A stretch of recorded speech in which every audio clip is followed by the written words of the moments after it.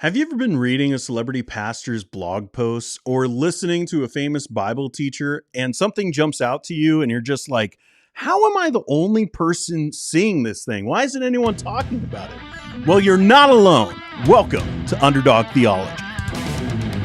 This podcast is about looking at what's happening in evangelicalism. I'm talking tweets, I'm talking books, blogs, videos, all of it, and judging it according to Scripture. Whether that's reacting to celebrity pastors, teasing about the latest ridiculous battle in the culture war, or just having a little bit of fun together, this show is for all the folks who feel like they're on the outside looking in, who feel like they don't have a voice, who feel like they're an underdog. Welcome to Underdog Theology.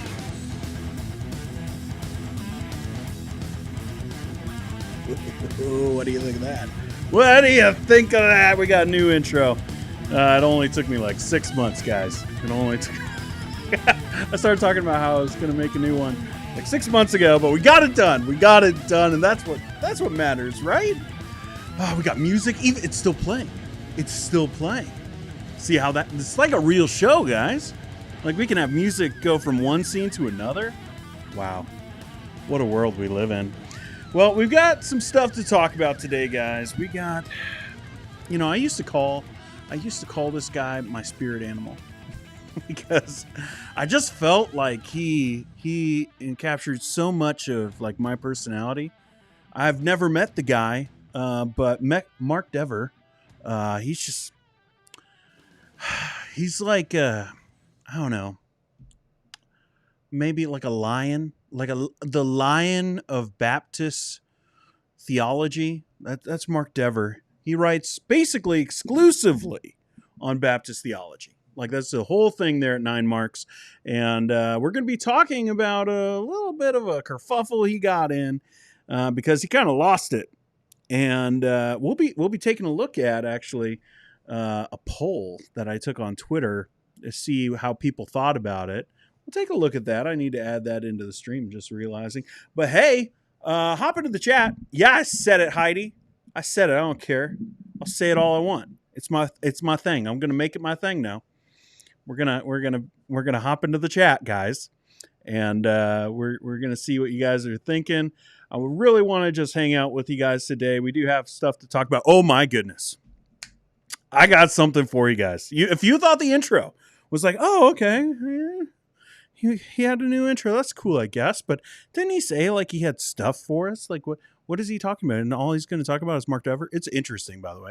But so all the Paedobaptists, Jeremy, if you're watching, if your internet is fixed, like poor guy, pray for Jeremy Collins. He doesn't have any internet right now. It's kind of a necessity these days. But all the Paedobaptists are probably going to get mad at me today, because I'm going full Baptist. We're gonna talk about some stuff, so it's gonna be fun. But some of you guys might be like, "What are you talking about? Like, I thought you had something. I thought you had something real good for us. Where's the good stuff, D?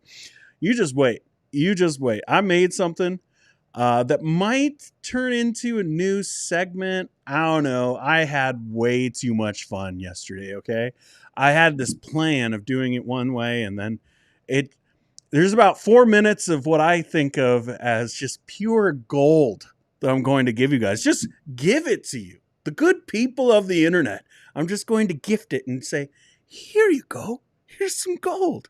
It's going to be fantastic. All right. Let's see what everyone is saying as they hopped into the chat. You heard me. Big yikes.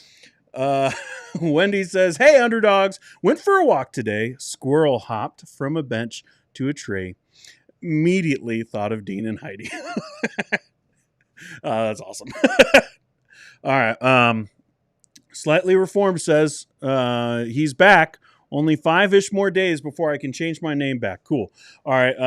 I'm going to try today to not have you be in timeout. It's hard though. Every time I see it, I just want to be like, nope, not gonna talk to him. But you come and you watch. So I'll give you a shot today.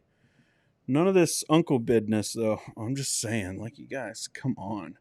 Let's see. Caleb is here. It says, I've been out of the loop here. If you are thinking in the direction of, merch, it would fit well. Yep, I still don't have merch. it takes some money to get things off the ground with merch. So like I'm looking into options. I'm still looking into options. I don't know. I have designs done. I don't know if it'll ever come into being. There is a link. Hey, we'll talk about it later, but if you want to support the channel, you want some merch to happen, there are ways to get that done. There's a link down in the comment section, not in the comment section, in the description. Okay, we're gonna skip that one. Slightly reformed. I'm gonna ban you. Heidi's making fun of me. That's all right. I deserve it. Wendy says, "Hey, dogs. You're the dog now." I need to get that sound effect. If anyone knows what that's from, let me know. All right, fine. Hey, Dean, I'm thinking of doing a ripoff of the X-Men. Does the Chromosome Boys sound cool to you? No. Just a flat no. You know what? I steadfastly refuse. All right. So some people saying that they like the new intro. Appreciate it. Go ahead and make my day. You say it and I'll comment with all the bunnies. Okay. This is going to be a new thing. No more olives. Did you guys catch it? Did you guys catch it in the intro of the olive thing? Did you catch the olives? It kind of looks like grapes. My wife was like, "Why is there a bunch of grapes there?" I'm like, it's not. It's for the OGs. It's for the OGs. Wendy says, "Heidi, it was a riot and I'm serious." All right. Pam says, "Fundraise for merch development."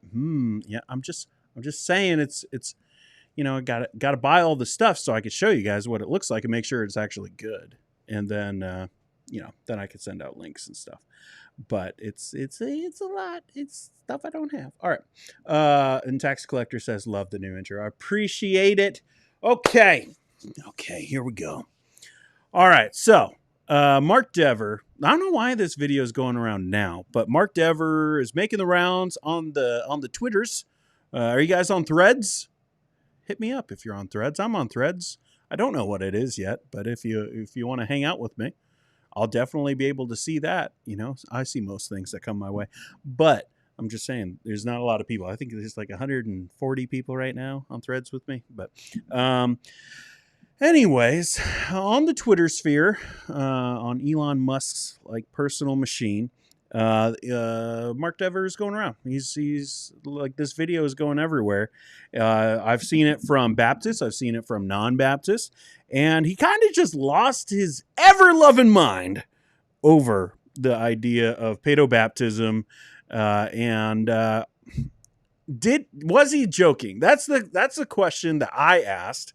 And let's see. Can I pull it up? Let's see if I can very quickly interrupt the entire show to be able to pull up something. Probably not a great idea to do that live, Dean, but here we are. We're gonna try. Here we go. It's gonna work. It's not. Maybe it might work. It might not work. It will work. Too many. I post too many pictures of what my kids draw me and stuff. Okay. Let's see which one. Bow! Yeah, we did it. Oh, that's the wrong background. Oh well. You guys can see this is from the movie Dean background. All right, so I asked, was Mark Dever? I want you guys to see this before we watch the video. Okay. Mark Dever was joking and being facetious about Paedobaptists. Look at how many people are like, no. Now, again, this is on my Twitter. There's bias on my Twitter of people who would think similarly to me. And, it's a small number. It's 129 votes. We don't have a lot of people hanging out with us on Twitter. All right. We do, but not that many. So nope, totally serious was the overwhelming response with 53%. And then all the hardcore Baptists was like, he was right. So I just want you to see that because a lot of people are seeing this as a joke, but way more people are taking this as a serious critique of Paedobaptists and their position, specifically about church membership and the plurality of elders and all of that. But let's get into it. Enough beating around the bush. Let's hop over here and let's see what they have to say here. He said regenerate church membership. But that's what the Eastern Orthodox and Roman Catholics taught. I guess it was a phone. But the Anabaptists for sure had that as a core, cardinal component of their identity. Yes, as the Eastern Orthodox and the Roman Catholics did. It was the Paedobaptist Protestants who missed that point. But they had a wrong view of how you got regenerate. Well, that's true.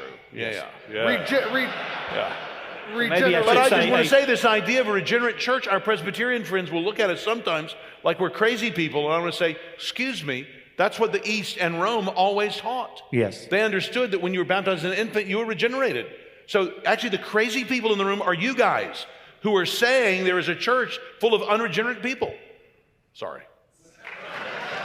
It's just, as a guy in church history, Paedobaptist friends, I love you. You come and preach in our pulpits. You're smarter than we are. But I do get tired of being constantly condescended to by them when they're wrong. And they just don't understand the very things they claim to very well at all. The number of times I have been told we need bishops and presbyteries in case something goes wrong in our churches to make sure that our churches will be orthodox. Really? Really, have you looked at all the Orthodox Episcopal churches around? How about all the Orthodox PCUSA churches around? Have you bothered looking at those?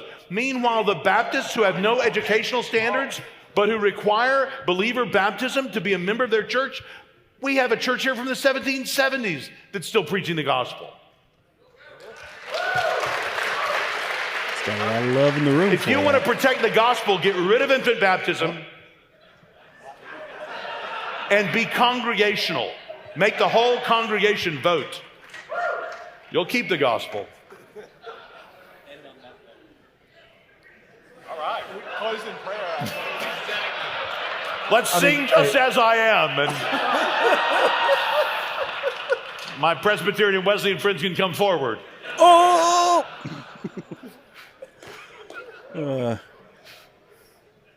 I hope that's not on video. I mean, is that on? I love the awkward pause after of just like where do we go from here? All right.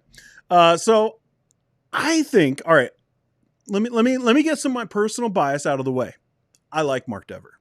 Like I said earlier, I've jokingly called him my spirit animal in the past. Things have changed over the last 5-6 years, but still, I really, really like Mark Dever. I appreciate his 9 Marks books. Most of them are pretty good. I got most of them just sitting on a bookshelf right over there. I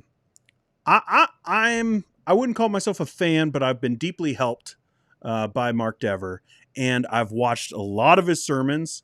I've watched a lot of talks and stuff like that, and I think that there is something to this. He is actually serious about what he's saying, but he's saying it in a pretty Mark Dever, I think, facetious way. Now, as I showed you with the poll, people aren't taking it that way because they don't know. Like, they don't know him. They don't know how he's sounding. And so for them, they're just like, why is this guy ranting about this on a stage?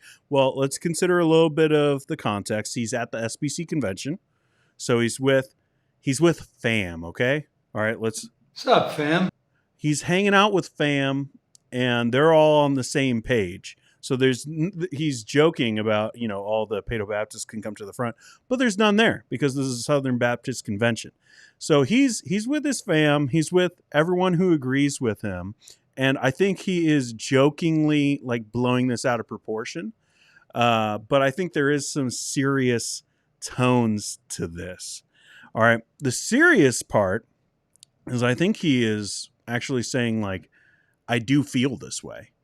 I do feel condescended to by Paedobaptists because they talk about, what it means to be a member of the church. But according to him, they don't fully understand the idea of church membership because Paedobaptist view, like, that kind of gets in the way of what actually is happening in the church, at least in a physical way. It's so much clearer, all right, with a creedal Baptist position. So let me say a few things, all right, because there's, like, we don't usually go too deep, and we're not going to today either, on the ideas of like the inner workings of theology. But basically, when you think of baptism, we're all thinking about the water, right? we're thinking about the water, and whether it's someone going in the water being baptized, so baptizo in the Greek, so fully dunked. Showing my cards, obviously. I am a Baptist. But you make a profession of faith, then you get baptized into the water, fully immersed, and then you get added to the church. That's the normal, the average Baptist position. And then you have paedobaptism.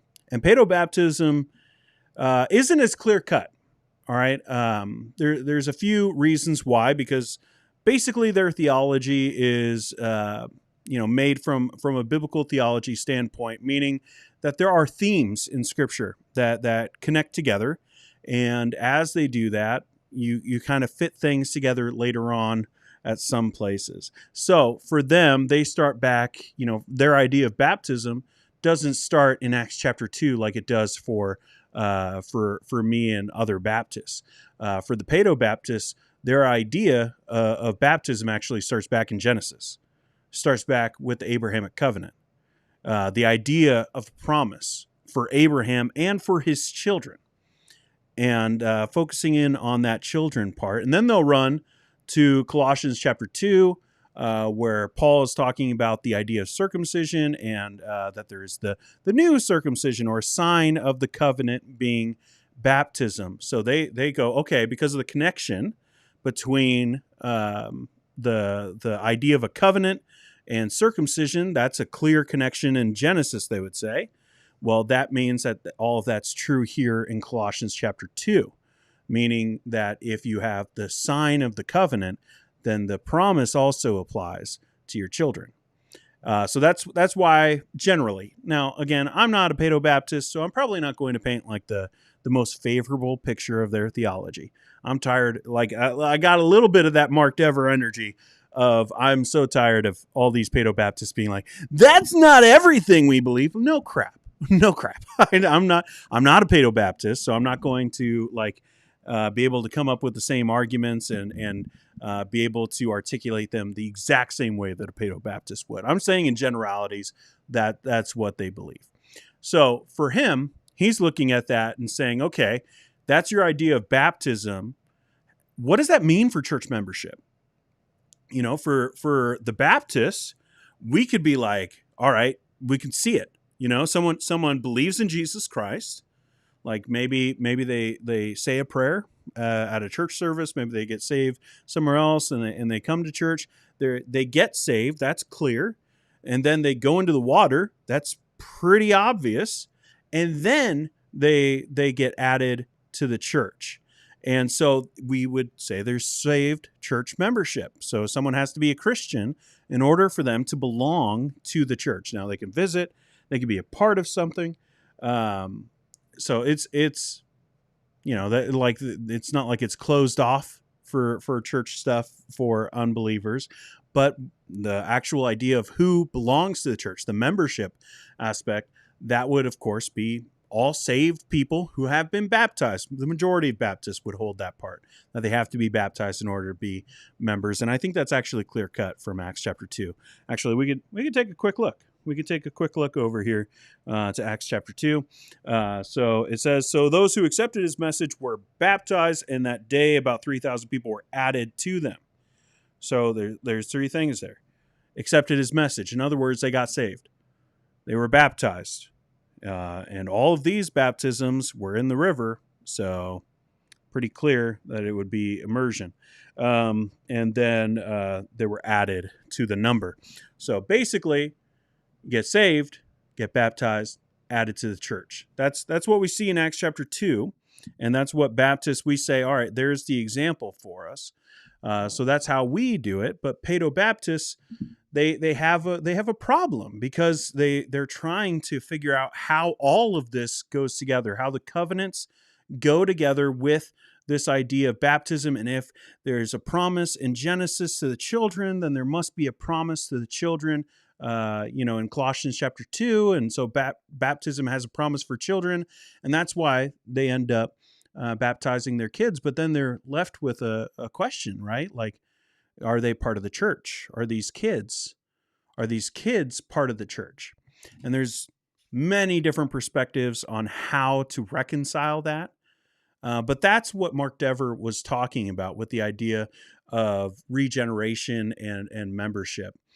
Because for the Baptists, it's clear. Now, it's, obviously not everyone who is a member of a church is actually a real born-again Christian. There are people who fake it. There are people who fall away. All of that's true. But at the same time, it's much more clear about who actually is a Christian in a Baptist church than with a Presbyterian church, because you're looking at the kids and those who have been baptized, but then there's no belief. There's no repentance of sin. There's nothing that would make you think that this person actually believes and follows after Jesus. That happens with people. Now, some Paedobaptists would say if your kid gets baptized, then it means that they will be saved. There are some who will say it is a direct thing, and then other people will say no, it's just you being obedient to the command of Scripture of having that sign. So I say all that to say it matters. Baptism actually does matter when we're talking about church membership, because we do have practical issues, practical problems of what we're trying to do in figuring out who is actually a member in a church. So that's the backdrop. Okay, so let's go back to this video and have that understanding of the Paedobaptist versus Baptist idea of church membership and regeneration and how that all coincides. And let's listen to this one more time, because there's more stuff here. Church membership. But that's what the Eastern Orthodox and Roman Catholics taught. I guess it was a foreign. But the Anabaptists for sure had that as a core cardinal component of their identity. Yes, as the Eastern Orthodox and the Roman Catholics did. It was the Paedobaptist Protestants who missed that point. But they had a wrong view of how you got regenerate. Well, that's true. Yeah. Maybe I But I should just want to say this idea of a regenerate church, our Presbyterian friends will look at it sometimes like we're crazy people. And I want to say, excuse me, that's what the East and Rome always taught. Yes. They understood that when you were baptized as an infant, you were regenerated. So actually the crazy people in the room are you guys who are. All right. I think he's going, again, that Mark Dever, biting kind of humor, which again speaks to my soul, because that's kind of how I am. And I'll show you some of that in a little bit. You guys just wait. All right. It's going to be fun. But I get that he's going probably too far. And especially since it's all Baptist, it kind of feels off, right? He feels at home, but a Presbyterian watching this, it just seems like a bunch of people who disagree with you making fun of you, right? So I get how some Presbyterians would look at this and be like, I don't really get it. But what he's actually saying here is, if you look at church history, the bigger people, all right, the people who have set the rules and have written the history, the Roman Catholics and the Orthodox Church, when they're talking about baptismal regeneration and how baptizing infants and how that interworks with being added to the church, that's the overwhelming position is what Mark Dever is describing. That's accurate. And so for the Presbyterians who would watch this and be like, well, you can't say that's the same for us. That's ridiculous to put us into that camp. What he's saying here is okay, but don't look at me like I'm crazy for bringing it up, because this is the majority position of those who would hold to an idea of baptizing infants. So that's what he means by that. You're saying there is a church full of unregenerate people. Sorry. It's just, as a guy in church history, Paedobaptist friends, I love you. You come and preach in our pulpits. You're smarter than we are. But I do get tired of being constantly condescended to by them when they're wrong. And they just don't understand the very things they claim to very well at all. The number of times I have been told we need bishops and presbyteries in case something goes wrong in our churches to make sure that our churches will be orthodox. Really? Really, have you looked at all the Orthodox Episcopal churches around? All right, again, he's being sarcastic and he's being biting, but I do think that there's actually truth to what he's saying, because a lot of times, I'll just say this for me. I have Presbyterian friends, all right? and they're smart, and they have, like, I articulated my general idea of their view. Okay. But they have good arguments. I'm not saying that they don't. All right. They have good arguments for what they believe, but there's also this thing that happens. I get this quite a bit, as someone who comes onto this channel and talks about being a Reformed Baptist quite a bit. I get people, Presbyterians and other denominations, coming at me and saying, well, you're not really Reformed. You're not really Reformed because you don't believe in infant baptism, because you don't have, this, overseeing group of bishops that get together and they decide things. You don't have that. So you're not Reformed. And I think Mark Dever, while he's being sarcastic and biting, and maybe it wasn't the best place, especially for a video, that would be sent out, and a lot of Presbyterians are watching this thing and they're coming up with different ideas about what he's meaning. I think that he's frustrated with them because these Presbyterians, it's true. Like, you can't really argue with it. Like, these Presbyterians, like, they want to say, okay, well, you need to have, these different groups to be able to oversee churches. Because otherwise, you don't have people who are going to defend the faith, and you're going to lose the gospel. The problem with that is they keep on losing the gospel. Like, it's sad, but it's true. When they have all of these, the set of hierarchy within their frameworks for church government, to where there are people who are in charge of, like, the theology of local churches that aren't the pastors of those churches. Like, they say, oh, that's going to protect the gospel. Those people in those pews, they're going to get the gospel because we know it, because we know the gospel. And so we can, separate truth from error and be able to give these people what they need. But the problem is that they haven't done that, and that these Presbyterian denominations have fractured several times. And it's not to say that Baptists, like, obviously Baptists, we got our issues. Okay. We got some big issues, but there is wisdom in congregationalism. All right. I see it in Acts chapter 6. Like, I've talked about this multiple times, but the idea of this office of deacon, and that it was something that the elders came up with. So they're leading in that decision, but then they put it to the congregation, the people, and say, pick out from among you 7 men of good reputation. All right. So they have the idea, and they go to the congregation and say, you guys decide, you guys vote and decide who is going to be fulfilling this new office. And it said also that when the apostles brought this to them, that it pleased the people. So they had a pulse on the congregation, and the congregation agreed, and they make that bigger decision of who these people are going to be. And we have the deacons then serving the church. I think that's how we're supposed to do it. And I think that there's wisdom in that, because there's accountability that's built in to the fabric of autonomous churches. Not from a hierarchy that gets to decide it for other people, but from within. Guys, I'm telling you, it's Captain America's Civil War, okay? All right, I'll break it down like this. Who's right, Captain America or Iron Man? Captain America is a Baptist, and Iron Man is a Presbyterian. He's basically saying, like, you got to sign the Sokovia Accords, okay? You got to submit yourself to this hierarchy in order for you to act. And Captain America is more, nope, we need to have our own hands on the wheel. We need to be able to decide our own fate, to figure things out for ourselves. That's still the best accountability. That's congregationalism. That's within the idea of making a decision from within rather than having this hierarchy. So I do think that there's wisdom in a hierarchy. I'm not saying it's without its merits. But for those Presbyterians, not the nice ones, but the prideful ones who will look down on Congregationalists and say, well, you guys are going to lose the gospel. Well, look around. You could point to all kinds of errors in Baptist churches, all kinds of abuse that's been going on. But as far as doctrine around, like, the central idea of the gospel, Baptists have held on to that. Even the fundies do. Some of them. That's what Mark Dever is talking about.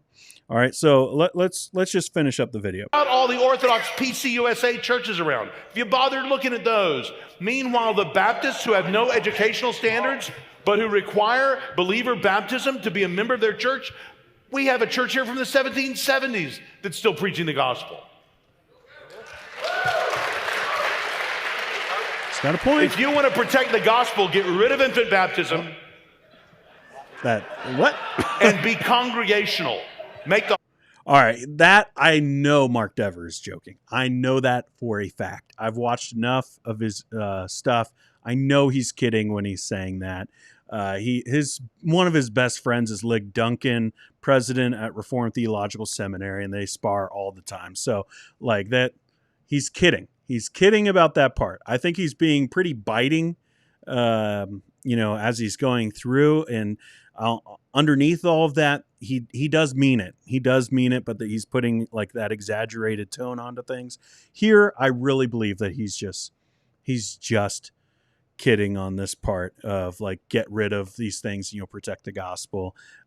Plenty of Presbyterians protect the gospel every day. whole congregation vote. You'll keep the gospel. But I will also just, again, you think about it. You think about like that 70-year-old, been through the ringer, been at that church for 50 years, Sunday school teacher, sweet lady, is she going to lose the gospel when, a guy who comes out of seminary and, has just learned a whole lot, maybe at a slightly liberal seminary, and comes in with all different kinds of ideas? You think like she's going to take it?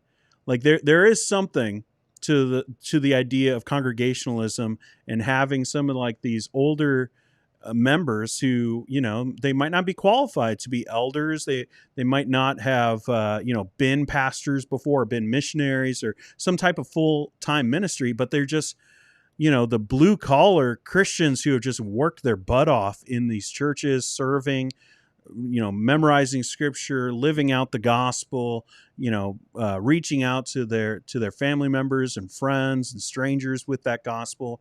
They've been through it, and you give them a little bit of power. And I think that there's like real, like in a sense, equality within a Congregationalist church to where everyone gets to have a say. And when you get that, it doesn't change fast. It's not going to change all that quickly when a new teacher comes in. And I'm sure that you could point to examples where it has, but I'm saying in general terms, I think that they're going to hold tighter to that traditional view of the gospel. And I think that there is wisdom in that. But that's just me. Today, I guess it's just me as a Baptist, just being able to say, I'm still a Baptist. Still a Baptist. All right, let's see what you guys are saying here in the chat. And then we're going to move on to something pretty fun. I think we're going to have a lot of fun. Let's start here. David's here. Big yikes. Oh, no. So sorry. I meant to do this one. What's up, fam? This is all fascinating to me. I have never understood paedobaptism. Again, like I'm a Baptist giving a description for paedobaptism, so don't take it as like this is the end all and this is like just summary. Go on to Jeremy Collins' channel and find out what paedobaptism is from the viewpoint of a Presbyterian. But that's my view in generalities. Joshua, we believe babies and children are in the covenant, and the church they are baptized and given the Lord's Supper. All right, so the distinction. Not every Paedobaptist would hold that distinction, but okay. Mark Palmer, today's Reformed Baptists love to quote the Reformers, but they reject key Reformed theology. As such, the burden is on contemporary Reformed Baptists to demonstrate how thus truly Reformed. I mean, yes and no. Like everyone and their mom calls themselves Reformed. And a lot of these guys who like to go to Idaho and eat potatoes, they are also saying that they're Reformed, and they're not. But I get what you're saying. Those who practice paedobaptism are aligned with Calvin, and those that don't are not. I don't think it's that simple. Do you have to hold to everything that a teacher says to say, like, I really appreciate this teacher. But I hear where you're coming from. Joshua, I really like the Iron Man thing. Caleb says, I'm not sure Presbyterian church government and credo baptism are necessarily mutually exclusive. I mean, on the baptism part, it is. But as far as church government, no. But that's where Dever jumped. Dever jumped from the idea of church membership and regeneration to, all right, now, about government. He's the one who did that. But yeah, some congregational churches have been Paedobaptists, right? Some congregational churches have been Paedobaptists. Yes. Yeah, you can find examples of that. Pam says, very hot take. Reading every verse in the New Testament as prescriptive for exactly how we should do church today is the instigator of many problems. No, I don't think that's a hot take. Not everything is prescription. Some of it is just describing what they did. But here's the thing. In Acts chapter 2, I wouldn't take that as prescription for us. What I see from that is description of how they did it. And there's a couple things with that. One, I think that the apostles were involved in what was going on there. So I'm going to take whatever they did, even though it's just a description, I'm going to take that with a lot more, I'm just going to weigh that heavier in how I make a decision than I am, just reading description of someone else doing something. If the apostles are there and they're the ones making that decision, I'm thinking we should probably stay with that. They devoted themselves to the apostles' teaching, right? I think that there's something to that. But at the same time, I'm not saying that you have to do it that way necessarily. Specifically talking about like the Acts chapter 2 passage, when it's describing something, but also there's wisdom in following biblical pattern, right? So if they're doing something and it works, I think we should do it, and it works. And it also helps, when we get into other passages that are prescriptive, where Paul is giving theology and saying, do this. I think that if you follow that pattern, specifically there in Acts chapter 2, then you're going to be able to actually do all the things that Paul says in the epistles and actually flesh out that theology, because you see that example, you follow that example. And I think when you take that prescription with the description, you can come to, all right, this is how we practice that. But that's just my take on it. Who is Pastor Dever talking about? He's just Paedobaptists and probably some prideful ones. Maybe he saw a blog post. I don't know. But Stephanie's here. Which one would have kicked out? Stephen Furtick? I'm with whoever would have kicked out Furtick. I'm pretty sure Dever would be down for that one. Tax Collector says, I've seen his videos on this issue, and while I respect him immensely, he doesn't really do a good job explaining why the Lutheran view of baptism isn't adding works to the gospel. That seems like a conversation you guys were having. All right, I don't want to do it, but I'm going to. Silently Reformed says, Cap America equals Baptist, Iron Man equals Presbyterian, Thor equals Catholic. I don't know, maybe Anglican. Hulk equals fundamentalist. That's there's so much there. I like that one.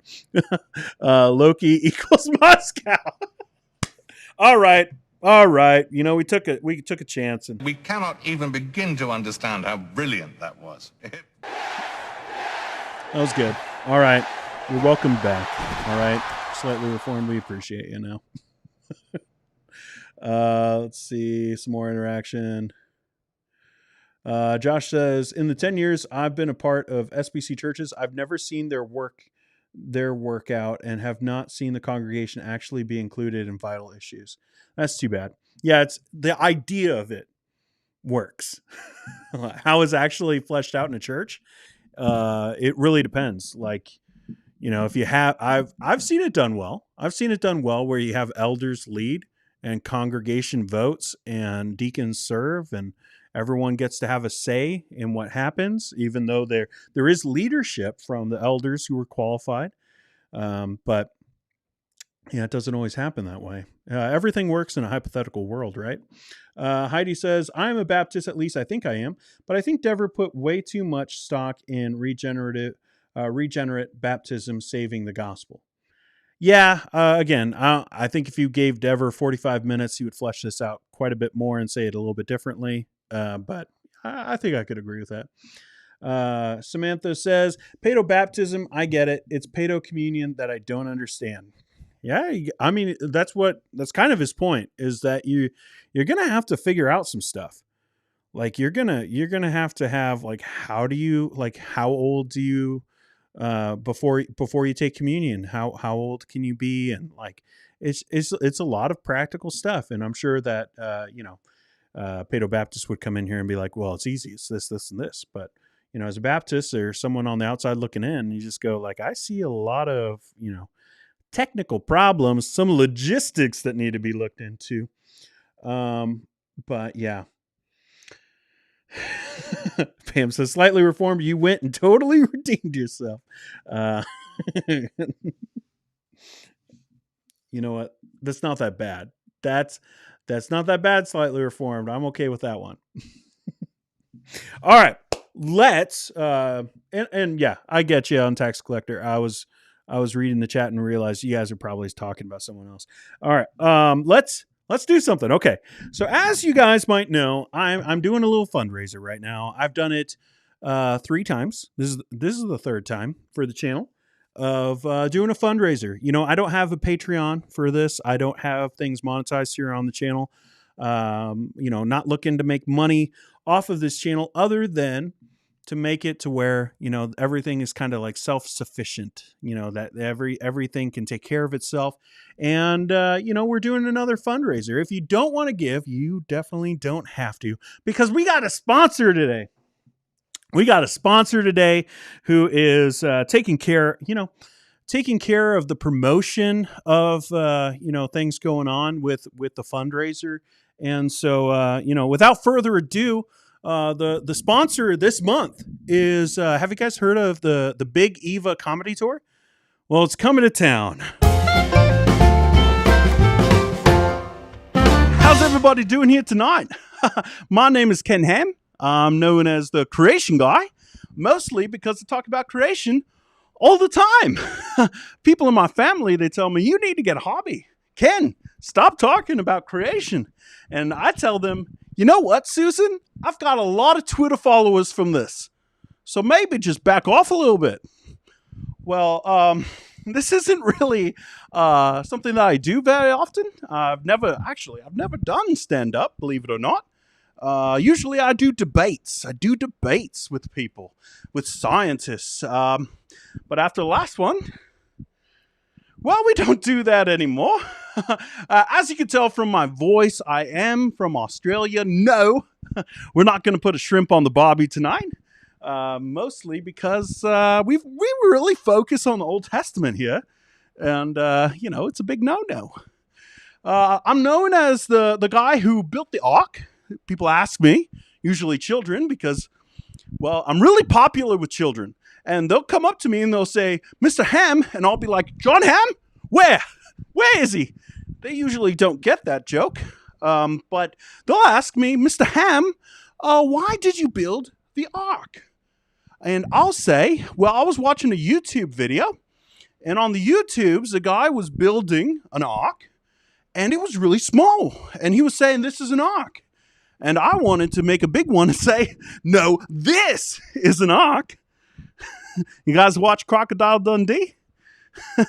Is this thing? It's on? Okay. What's the deal with atheists, right? Atheists. They think that the world was made in millions of years? That's just silly. I can't even count 2 million, can you? You can. Oh, a lot of you can. But it's pretty tricky, right? Well, I think they lost count. I think these scientists lost count because a million is a lot of numbers. Well, I once had a debate with an atheist. He was a scientist, and he believed in millions of years. You might know his name. His name was Bill Nye, the science guy. or as I like to call him, Bill Nye, the wrong guy. Right? Well, anyways, getting back to the ark, when I built the ark, there were a lot of people who had a lot of thoughts about how to build an ark. You know, people online saying, you know, Mr. Ham, you need to build it this way and that way. And then we had people show up, city officials show up, and they were saying, hey, you need to build the ark this certain way. And I told them, you know, I read the book, and Noah didn't need any city officials. So they didn't like that. And so we had them in. We had the fire marshal come in and take a look around the ark. And he told us, you know, this thing is made of wood. And I was like, yeah. And he was like, wood burns? And I said, I don't really care about fire. You know, this is mostly about water. This is a water thing.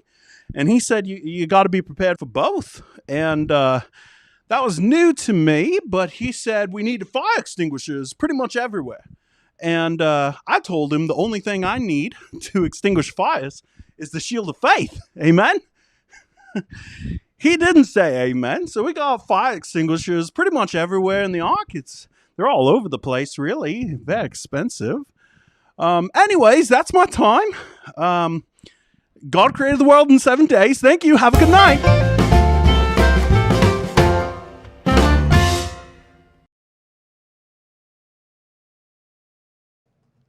Well, I just want to thank the Big Eva Comedy Tour for, you know, supporting the channel and letting everyone know about the fundraiser that we're doing right now. And I don't care what you think. I thought that was hilarious. I am a huge fan of cringy humor. And so I had way too much fun. You guys just be prepared, okay? All right, here's what we'll do. If some of you guys don't like it, we'll do a fundraiser, and when we get to a certain amount, I'll stop putting out these videos. I won that, by the way. I was just like I've got plans for a whole bunch of them, but I just had way too much fun doing the Australian accent for a little while, so I just decided that I was going to, you know, do a full set as Ken Ham. Anyways, let's hop over to the penalty box. You want to see a penalty? I'll show you a real penalty. Get out of my face, man. You know what? You know what? You can hit it. You can hit it. You can hit whatever you want. It's still going to be happening. You're going to watch these videos anyways. All right, Slightly Reformed. I know how it is. You know, you guys will be like, oh, I'm going to unsubscribe. I'm going to unsubscribe from your channel because you're just, oh, it's so cringy, dude. And then you guys are going to watch every stinking video I put out. You're going to watch every minute. I see my YouTube analytics, okay? I don't care. I thought it was really fun. So I'm going to do more of them. All right, let's see. Oh, okay. We're going to start off with, we got a betrayal. We have a real betrayal. Okay. We got John Adams Tech getting thrown into the penalty box. All this guy cares about is movies. He's not really about theology. And some of you guys are like, well, you did bring in Civil War into the conversation about Baptists and Paedobaptists. So, hey, you know what? John Adams Tech, welcome to the penalty box. Next up. 2-minute minor trip. And there's a call. Okay, we got an actual one. So this is from the Why I Don't Watch The Chosen, which I also thought about making that into a sponsor for the fundraiser. Me just reading all the mean tweets. Like some of them that I've shown you guys, some of them that I've not. Just reading all of them. But Why I Don't Watch The Chosen, here's what Nick Vass2362 said. Yeah, go and watch a Marvel movie, mate. More your style. You know what? It's true. I would much rather watch a Marvel movie than The Chosen. Like even if I was going to entertain the idea and like actually watch it, which I did for a little bit, yeah, of course I would much rather watch the Marvel movie. It's like, I mean, until the last phase, they were all pretty dang good. Even Iron Man 2. I kind of like Iron Man 2. Anyways, yeah, you're pretty much right. Let's see. Next up. There's the whistle. There's no excuse there. He knows that whistle's been blown. No excuse. So this is on Oneness Theology is Not Christian. Jay Cornelio says, look at yourself in the mirror. I do most days. Might not seem like it, but I do. Look at yourself in the mirror and don't judge other Christians according to their beliefs. What? How else am I supposed to judge them? Like, what? Like, okay, you want to be like, all right, don't judge a book by the cover. It's like, okay, maybe some wisdom to that, but don't judge a Christian by what they believe. What am I supposed to do with that? According to their beliefs, because you don't know, and only God, if you ever go to eternity, I'm beginning to think there's some issues here. And only God, if you go to eternity, remember your Orthodox beliefs, the Trinity started 300 AD. Not true. Jesus did. It's a man-made doctrine. Okay, so we got a oneness theology guy coming in to defend his crew by saying, hey, theology doesn't matter. Not a strong argument. Not a strong argument. Welcome to the penalty box. Last up. Okay. I got to be real honest. Sometimes, like, I have a lot of fun with the penalty box, and like a lot of the comments that come in, I just laugh at. This one ticked me off. Like, legit made me angry. Okay. Here's the thing. I do have another channel where I talk about movies. I've talked about it quite a bit over the last month or so. I'm really trying on that channel. I'm really trying. Like here, I want to have community. And, just have fun with you guys and do dumb jokes about Ken Ham and fire marshal coming in to inspect the ark. Okay. Like that's what this channel is. We have fun. We kind of just hang out together. And I feel really icky if I were to use like marketing methods to try to grow this channel. I know what would grow this channel. Okay. I could talk about Mike Todd.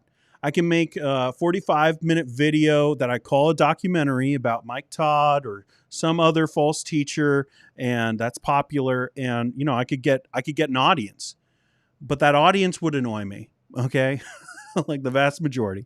I came here to have good community, and so if you want to belong to that community, awesome. But also you have a responsibility in this community to treat others with respect and to not be a weirdo. Okay.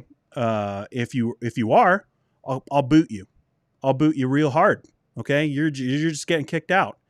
If you come over to my movie channel and try to do the same stuff and you get super weird and start saying all kinds of like outlandish stuff, not only will I boot you from the movie channel, I'll boot you from this one too.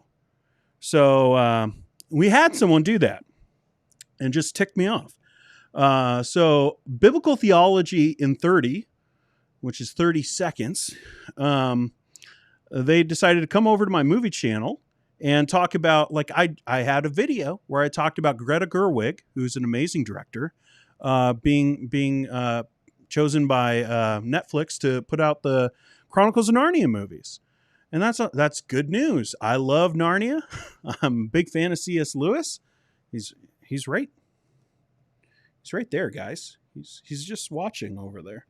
But I'm a big fan of Narnia and everything. I've read those books so many times with my kids. I have a kid whose name is after C.S. Lewis. Okay, I know it like the back of my own hand. And Greta Gerwig is a great director, so I said I'm happy with this.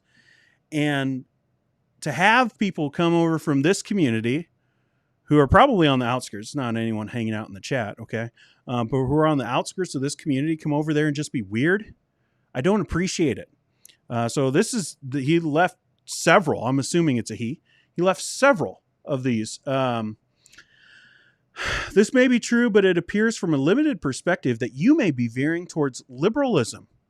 Because I said Greta Gerwig, who has been an Oscar-nominated director, being picked for Narnia, that makes me trending towards liberalism, or or a far more left-leaning cultural view that could at some point affect your theological beliefs. Wow, thank you so much for pointing this out to me. I disagree with theonomy, Christian nationalism, I doubt it, and much of what MacArthur teaches, but it seems like you focus a lot of attention on them and are much more light on actual liberal theologians. Because there's 1,000 other channels like that, guy. You want to go and rant about, I don't know, fill in the blank. Stephen Furtick. You want to talk about Stephen Furtick? You could find 10,000 YouTube channels that do that. That's not interesting to me. I talk about people in my own camp because that stuff I feel actually matters. I don't care what Stephen Furtick has to say. Now, if he says something ridiculous, then, maybe we will talk about it. I'm not above it. I'm just saying, like, everything that's out there, I'm not going to be able to come up with a unique take on it. But you probably don't care about that. You just want to get the same stuff that you get all the time. Then seeing this new movie by an unbeliever as some type of triumph. So in order to make a good Narnia movie, you have to be a Christian? That's ridiculous. As some type of a triumph continues to lead me to that conclusion. Well, I'm glad you've been led.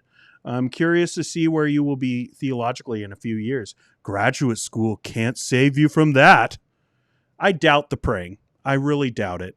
All right. I don't appreciate being condescended to on replies and stuff like that. And if you have a channel, I can guarantee you, if you condescend to me, I will call you out on it. I don't appreciate it. I do not appreciate it. And don't come over to my movie channel and try to be like, you need to have, you want me to talk about Jonathan Edwards on my movie channel? What is this? All right. You got a real penalty box today. Like, sometimes we're just joking, and a lot of times it's fun to just like kind of tease and rib back and forth, but that's just annoying. So biblical theology in 30 seconds. Bye. You're not welcome on this channel anymore. No beef, because I don't know who you are. I've never watched a video of yours. I'm just saying, like, you come over to that channel and start talking about this channel and being weird about it. Yeah, you're going to get banned. You're going to get banned from both of them. Wasn't this fun, guys? This was a bad idea. This was a bad idea to end it on this note. You know what? Maybe should we do it again? Should I hit? If I hit this button, Slightly Reformed is going to lose it. And I kind of want to see it. How's everybody doing here tonight? My name is Ken Ham. I'm known as the creation guy, mostly because I talk about creation just enough. I just want to get just enough for him to be like, no, not again. All right, that's the show today, guys. I appreciate everyone hanging out with me. If you want to donate to the fundraiser, hop into the description. If you want to, all it's going to do is help with the channel. That's what it does. It just helps with the channel to be able to afford new equipment. We've done it a couple times. You guys have been awesome. And if you guys don't want to be as awesome, that's fine. It's fine. It's fine. But we're working on maybe trying to get a new camera and trying to, fix up a few things. So let me know if you want to do that by hopping down to the description and clicking the link there for my PayPal. Got some more stuff lined up for the week. Hope that you enjoyed the new intro, and it's going to just be more. It's going to be more. Okay. I'm going to make so many videos of Ken Ham being a comedian. To me, that's the funniest thing in the world. Just failing as a stand-up comic. The cringe is perfection to me. Anyways, I'll see you in the next one. Bye.